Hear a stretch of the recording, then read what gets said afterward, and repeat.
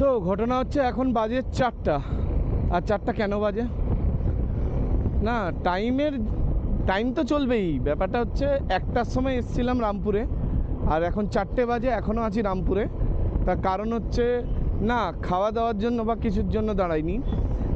আমার সাথে যে বন্ধুটা এসছে ওর রয়্যাল এনফিল্ডের গাড়ি, ওর গাড়িতে ওই ফগ লাইট আর চার্জারে কিছু সমস্যা ওয়্যারিংয়ের হয়েছিল।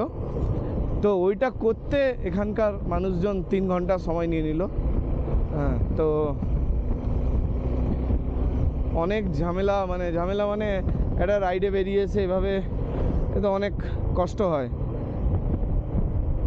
এই যে দেখছো এখন বিশাল রোদ, গরম, একটু আগে বিশাল বৃষ্টি হচ্ছিল।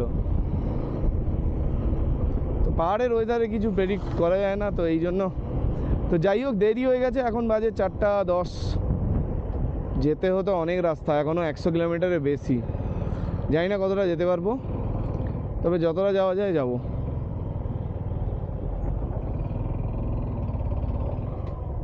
দূর